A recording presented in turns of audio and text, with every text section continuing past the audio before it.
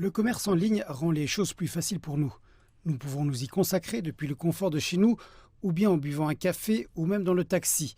Mais il s'accompagne aussi de nouveaux problèmes et change la manière dont nous décidons quels produits nous conviennent le mieux. Pour moi, la chose qui compte le plus sont les commentaires. C'est ainsi que je me décide en fin de compte à acheter un produit ou pas. Je souhaiterais voir davantage de commentaires objectifs et postés par de véritables clients, mais de nombreux commentaires sont en fait des recommandations faites par les marchands et les opérateurs de plateformes pour des raisons de marketing.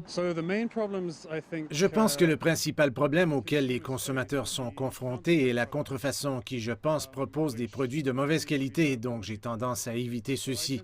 Je base mon jugement sur le prix ainsi que sur la source, c'est-à-dire le vendeur. Beaucoup s'inquiètent aussi de la hausse des ventes privées qui désignent les connexions de certains vendeurs avec les consommateurs au travers de comptes WeChat personnels ou bien de groupes de discussion privés sur WeChat.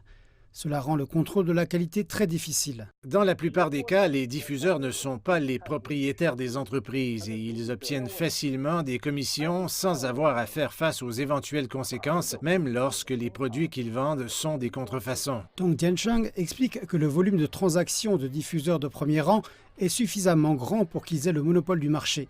Et ceci n'est bon ni pour les diffuseurs, ni pour les consommateurs. Le modèle traditionnel de commerce électronique dispose de relevés des transactions et constitue déjà un modèle mature. Cependant, des problèmes subsistent au niveau technique et opérationnel sur la manière dont nous pouvons superviser et trouver les activités illégales dans le domaine des ventes privées. Nous avons besoin d'une solution réalisable, sinon il nous sera difficile de superviser le comportement commercial sur ce front.